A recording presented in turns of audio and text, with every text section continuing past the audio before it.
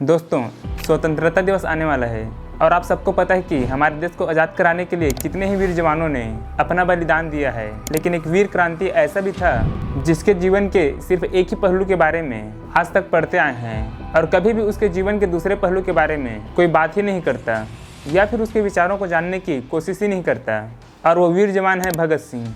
और जब बात भगत सिंह की आती है तो लोगों के नज़र में सिर्फ एक ही चीज़ दिखाई पड़ती है, बम धमाके, गोलीबारी और वायलेंस। और आज हम उसके जीवन के दूसरे पहलू के बारे में बात करने वाले हैं, यानी कि उसकी विचारधारा के बारे में। ये वो दिन था जब भारत के महान स्वतंत्रता सेनानी एवं क्रांतिकारी भगत सिंह, राजगुरु और सुखदेव को वीर गति प्राप्त हुई थी। और अभी के तारीख में इस घटना को पूरे 92 साल हो चुके हैं। लेकिन अब जरा इस पंक्ति को सुनिए। किसी ने सच ही कहा है, सुधार बूढ़े आदमी नहीं कर सकते, वे तो बहुत ही बुद्धिमान और समझदार होते हैं। सुधार तो होते हैं युवकों के परिश्रम, साहस, बलिदान और निष्ठा से, जिसको भयभीत होना आते ही नहीं, जो विचार कम और अनुभव अधिक करते हैं। पिस्तौल और बम क्रांति नहीं लाते, बल्कि इंकलाब की तलवार विचारों की शान पर तेज होती है। और ये विचार थे भगत सिंह के, जिन्हें उन्होंने खुद लिखा है। क्योंकि भगत सिंह को कभी रक्तपात के पक्षधर नहीं थे, मगर वो वामपंथी विचारधारा को मानते थे। वही कार्ल मार्क्स के सिद्धांतों से उनका ताल्लुक था और उन्हीं विचारधारा को वो आगे बढ़ा रहे थे। और उनकी लड़ाई थी गरीब तन के लोगों के लिए, किसानों के लिए, क्योंकि उन्हें पूंजीपतियों की, मजदूरों के प्रति शोषण की नीति पसंद नहीं आती थी। वही उस समय अंग्रेज ही सर्वे सर्वा थी और बहुत कम भारतीय उद्योगपति ही उन्नति कर पाते थे। और ऐसे में अंग्रेजों के मजदूरों के प्रति अत्याचार से उसका विरोध स्वाभाविक था। और मजदूर विरोधी ऐसी नीतियों को ब्रिटिश संसद में पारित न होने देना उनके दल का निर्णय था। सभी चाहते थे कि अंग्रेजों को पता चलना चाहिए कि हिंदुस्तानी जाग चुके हैं और उनके हृदय में ऐसी नीतियों के प्रति आक्रोश है। ऐसा करने के लिए उन्होंने दिल्ली के केंद्रीय असेंबली में बम फेंकने की योजना बनाई थी। वही भगत सिंह चाहते थे कि उसमें कोई खून खराबा न हो और अंग्रेजों तक उसकी आवाज़ भी पहुँचे। हालांकि शुरुआत में उसके दल के सब लोग ऐसा नहीं सोचते थे, लेकिन अंत में सब सहमति से भगत सिंह और बटुकेश्वर दत्त का नाम चुना गया। 8 अप्रैल 1929 को केंद्रीय असेंबली में इन दोनों ने एक ऐसे स्थान पर बम फेंका जहां पर कोई मौजूद नहीं था, नहीं तो उन लोगों को चोट लग सकती थी। वही उनकी इंस्पिरेशन हमको दिखती है। 1923 की प्राइज मीनिंग ऐसे में, जहां वो गुरु गोविंद सिंह को कोट करते हैं, सूरा सो पहचानिए जो लड़े दीन के हेत, पुरजा पुरजा कट मरे कब होना झाड़े खेत। इसका अर्थ है सूरवीर की असली पहचान है कि जो दिन दुखियों के लिए मर मिटे। वही हमारे ज़्यादातर फ्रीडम फाइटर का सबसे पहले प्रायोरिटी था, देश को आज़ाद कराना। लेकिन उस दौर में भगत सिंह गरीब तन के लोगों और मजदूरों के लिए ऐसी विचारधारा रखते थे। वही ब्रिटिश राज को समाप्त करने के लिए हिंदुस्तान रिपब्लिकन एसोसिएशन से जुड़ गए और उसे चंद्रशेखर और भगत सिंह ने एक नया नाम दिया, हिंदुस्तान सोशलिस्ट रिपब्लिकन एसोसिएशन। और इस गठन का उद्देश्य था सेवा, त्याग और पीड़ा झेल सकने वाले नवयुवक तैयार करना। वही उनकी विचारधारा हमें 8 अप्रैल 1929 को केंद्रीय असेंबली में जब बम गिराए थे तब भी सुनने को मिला था, जिनमें उसके साथ बटुकेश्वर दत्त थे। और उनके नारे थे, पहला इंकलाब जिंदाबाद, दूसरा worker of the world unite और तीसरा डाउन विथ इम्पीरियलिज्म। वही 15 नवंबर 1924 को भगत सिंह द्वारा लिखा गया एक लेख भी प्रकाशित हुआ था कलकत्ता से, जिसका नाम था मतवाला। वही एक श्लोक है महाउपनिषद और ऋग्वेदों में, जिसे भगत सिंह बहुत मानते थे। अयम निजः परो वेति गणना लघु चेतसाम उदार चरितानाम तु वसुधैव कुटुंबकम। और वसुधैव कुटुंबकम का मतलब है धरती ही परिवार है। वही वसुधैव कुटुंबकम सनातन धर्म का मूल संस्कार तथा विचारधारा है, जो हमारे महाउपनिषद सहित कई ग्रंथों में लिपिबद्ध है। और यह वाक्य भारतीय संसद के प्रवेश कक्ष में भी अंकित हैं। वही इसका दूसरा अर्थ भी है, विश्व बंधुता का अर्थ। मैं तो समस्त संसार में समानता के अतिरिक्त और कुछ नहीं समझता। लेकिन आज की तारीख में जो अपने आप को नेशनलिज्म कहते हैं, वे इस कदर गिर चुके हैं कि अपने देश का भला सोचना तो दूर, दूसरे देश को नीचा दिखाने में लगे हुए हैं। वही आज की तारीख में जहाँ इंडिया और पाकिस्तान की दुश्मनी है, ठीक वैसे ही भगत सिंह के ज़माने में फ्रांस और जर्मनी में भी दुश्मनी थी। साथ ही अमेरिका और जापान के बीच में दुश्मनी हुआ करती थी।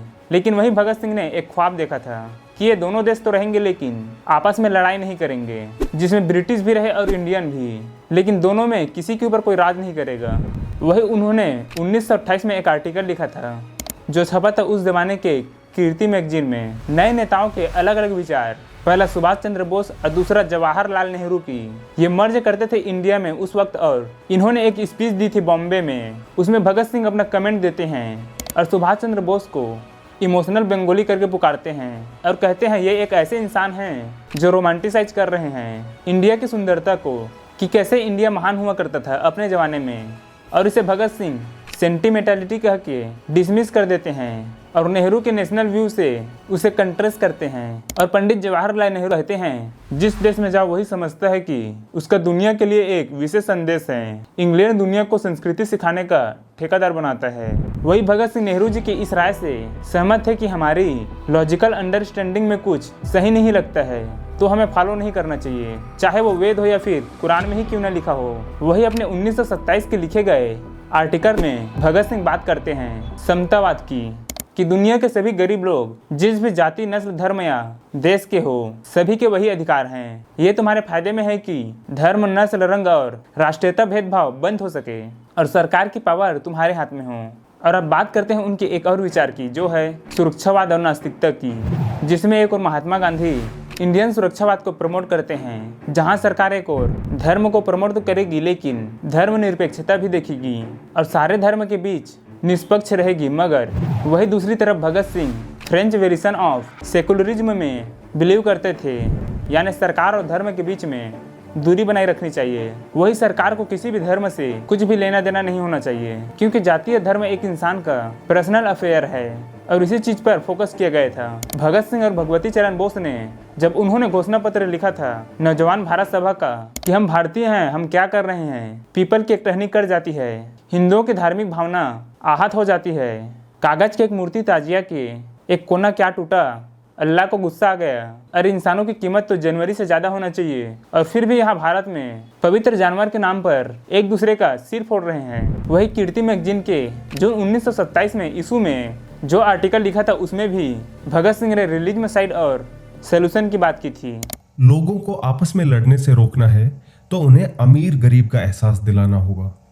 गरीब मजदूरों और किसानों को यह समझाना होगा कि उनके असली दुश्मन पूंजीवादी हैं। और यही कारण है कि हमारे एक और political leader Lala Lajpat Rai communal politics की तरफ रुख ले रहे थे। तब भगत सिंह ने एक पम्पलेट पब्लिश किया था जिसमें एक तरफ लाला लाजपत राय की फोटो प्रिंट करी गई थी।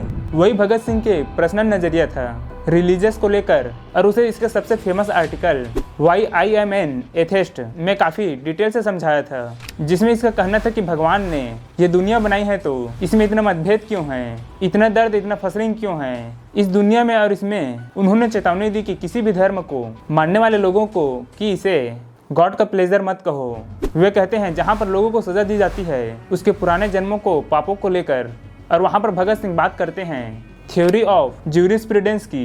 ये आर्ग्यूज करते हैं रिवेंज एज अ जस्टिस। ये बड़ा ही आउटडेटेड आइडिया है कि किसी को जस्टिस दिलाने के लिए ये बदला ली जाए, क्योंकि ये पुराने ज़माने की सोच है। और वही दूसरी तरफ जो थ्योरी है पनिशमेंट की, कि कैसे पनिश किया जाए उसके इस गलत कामों को लेकर, तो ये भी एक ऐसी सोच है जिसे अब दुनिया में हटाया जा रहा है धीरे धीरे। वही इसकी लास्ट थ्योरी है रिफॉर्मेटिव का, जिसमें वो कहते हैं कि अगर किसी ने यहाँ पर कुछ गलत किया है तो उसे सुधार किया जाए, उन्हें बदलाव किया जाए। एक पीस लविंग सिटीजन में वही भगत सिंह पूछते हैं कि अगर भगवान किसी को अगले जन्म में अगर कुत्ते, बिल्ली, भैंस में कन्वर्ट कर देंगे तो वे कैसे अपने आप को रिफॉर्म कर पाएंगे, या फिर अगले जन्म में गरीब परिवार में पैदा कर देंगे तो वे कैसे अपना ऑपरेशन होने से रोक पाएगा। वही अगर गरीब परिवार में पैदा होने से उसका दिल और क्रूर बनता जाएगा। वही अगर फिर से कोई क्राइम समिट करता है तो क्या वो भगवान की गलती नहीं है। वही आज की तारीख में लोग गाड़ियों में उनकी पिक्चर लगा के घूमते हैं, कुछ कार्यक्रम में उनकी तरह मेकअप करते हैं। अगर वही किसी को अगर पूछ लो भगत सिंह के बारे में तो मूंछों की ताव देकर बंदूक दिखा देता है।